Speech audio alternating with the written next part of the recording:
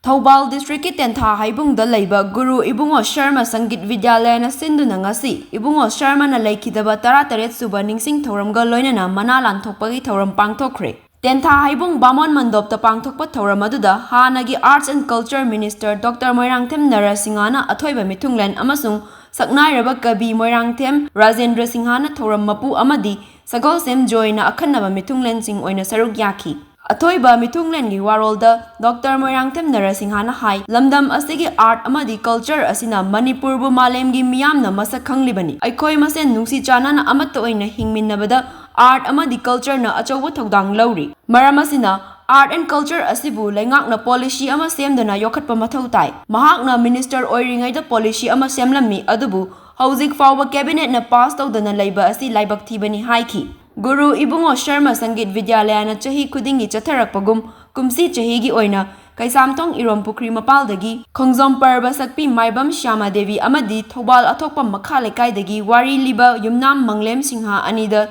citation sol amadi sen oina lupa lising manga piduna ikai khumnaba utki cultural policy yaudana samaj sikrom namalo juwani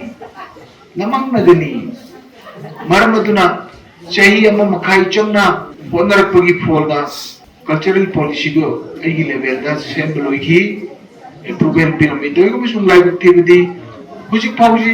cabinet na law thukri ni simayam su nijing binaba chang cultural policy yaudana ai gi lambi khangdana panthum yogu yaro masi bharat ki mane su leite oda soglisingani ga hunda ahan ba bharat ki mantri singi level da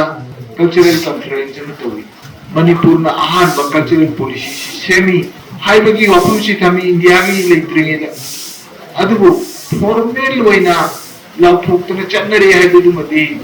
ngasi bo lauthok tri siam la thiruni